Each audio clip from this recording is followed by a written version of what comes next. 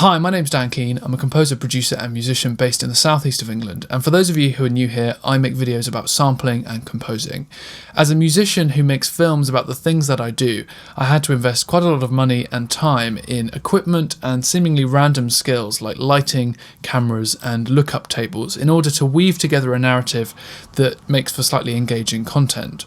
The closest thing that I think us musos have to filmmaking is recording audio, something that I think we're quite good at, mainly through a digital audio workstation. Now the issue is, I often use my digital audio workstation, Logic, as a means of showing what I've done to create a sample library or a piece of music. So I often need to run a separate DAW, Pro Tools, in the background to record the audio coming into my microphone and the audio coming out of my computer. But this poses some issues, which I'm going to solve today. DAWs work using a single input and output path. So if I want to record audio from my microphone, I'll need to set the interface that my microphone uses as the input. Unfortunately, this then means that I can't monitor the audio coming out of my computer unless I run a set of cables out of my interface and then back into another set of inputs and then record that separately. It's not optimal by any means, but it's the way I've recorded audio for the last nearly a year. I hope you don't think any less of me. It's not optimal for a number of reasons. You're not hearing clean audio coming straight from the source. You're hearing a recording that my interface has made of that audio. Now it's subtly different, but it's affected by the character of the interface, the quality of the cables, and the nuance of the digital to analog to digital conversion. And this all changes as soon as I start adjusting the gain volumes. Secondly, when I adjust the volume of my speakers, it adjusts the volume of the recording. So when I do my live composing videos, I'm fixed often to one volume level so that it doesn't change the playback that you're hearing on your end. Finally, it's limited. I only have as many options as I have inputs and outputs. If I want to record the output of a native Contact app and the output of Logic separately, I'd need to run two sets of cables out of and back into my interface. The number of channels I'd need will quickly increase, and I'm still left with a slightly degraded signal. It might not sound like a big deal, but for music producers like me, who are showing you products and sample libraries that I've created, I need to know that you're hearing it not only as cleanly as possible, but at the very highest quality possible. Now, I think Soundflower was a solution for this for a while, but it was quite clunky and it lacked the feature sets needed to create virtual devices for really complex tasks. So today I'm going to show you the solution to this issue, and it's called Loopback, and it's by a company called Rogue Amoeba. Now this app costs $99 plus local taxes, so it's not cheap, but it has all the features that I could look for and does the job with really no issues at all. You can try Loopback with a fully fledged free trial, which degrades audio after 20 minutes, but it is completely full, so you can see everything that it does.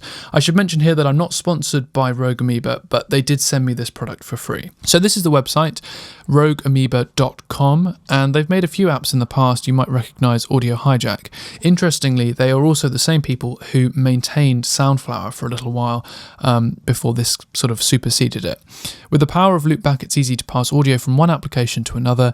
Loopback can combine audio from both application sources and audio input devices, then make it available anywhere on your Mac.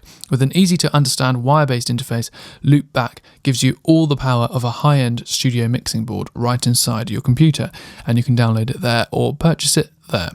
So basically, I'm going to show you in more detail, but you have your devices on the left-hand side, you've got your sources here, then your output channels and your monitors. So by output channels, this is actually referring to the outputs that Loopback has selected, and you can use those as the inputs that you make in your DAW of choice. But of course, you can do other things as well. It's got Skype, Zoom, various other applications. This is all kind of saying the same thing really, but you can have up to 64 channels, so that's the main thing. And you can also have nested devices. So if you've created a virtual device, you can actually put that inside another virtual device if you need it. Okay, so this is Loopback, and I'm going to create a new virtual device. And the first thing I'm going to do is I'm going to rename it to internal recording. So at the moment, I've just got a single source and a single set of output channels and no monitors. I'm going to create an input, and as you can see, we've got running applications, special sources, audio devices. So really, we've got everything we could possibly want.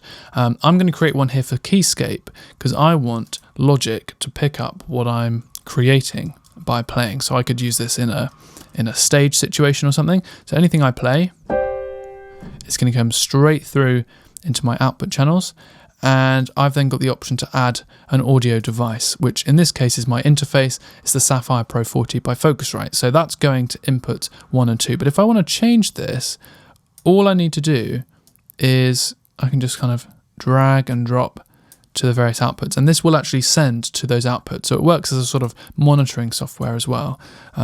So that's all fine for now. Now, in addition to that, I might also want my microphone to be used, because again, I want to use this as a single internal recording interface. So I'm going to delete this for now, and I'm going to add something from my Sapphire, which in this case is going to be my microphone, which I'm recording right now. So you can see there that comes out of inputs 1, and that's going into levels 1 and 2, and I don't really want that because I want to be able to separate that off. So I'm going to create a separate output channel, and this is where I'm going to put it. So I'm going to disable these for now. I'm going to drag this to input channel 3, and I'm not going to have that go anywhere because I don't actually need to hear it out of my system. Now, to be honest, that's about as much as I really need. I can adjust the volume here. So if I have this on 0, obviously nothing's going through. At 100%, that's exactly what level is coming through from the microphone.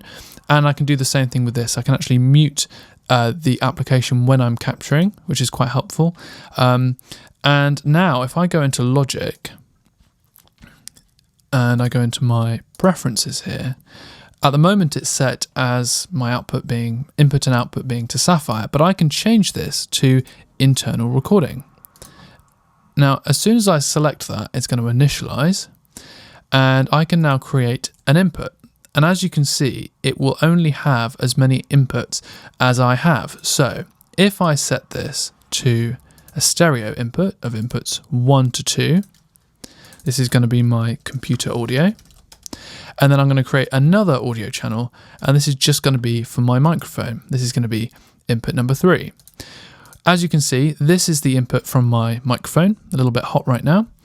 And if I record enable this, this is also going to be from my keyboard.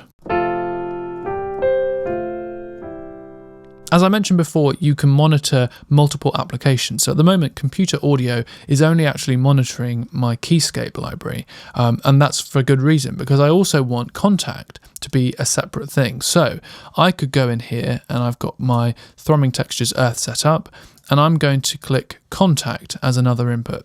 Now, as default, it's going straight into channels 1 and 2, but let's say I actually want it to go to separate inputs. So I'm going to delete these two, and I'm going to have them route to inputs 5 and 6 on my interface. And I might from there want it to go to channels 1 and 2. So now if I play something here on this,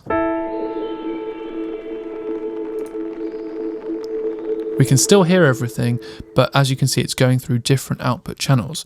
So now if I go back into Logic, will it have created another set of inputs? It hasn't. So I now need to come out of that and effectively start again. So if I create another new template, so as an example here, we've got my microphone, we've got Keyscape,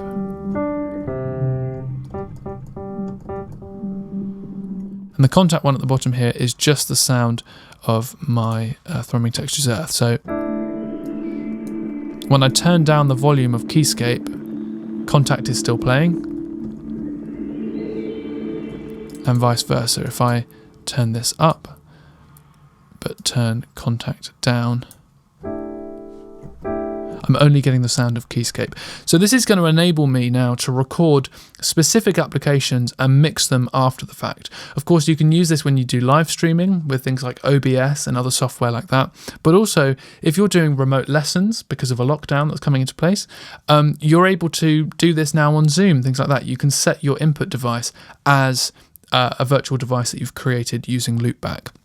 So overall, I'm very, very impressed with this piece of software, and I will leave links down below for you to go and buy it if you choose to. It's also available with the free trial, so yeah, well worth just trying out if nothing else. I realised that this video probably doesn't relate to most people, but I just had to create it because it was something that I wanted to know how to do. So if you did enjoy it, please give it a thumbs up, subscribe if you haven't done already, and I'll see you again very, very soon.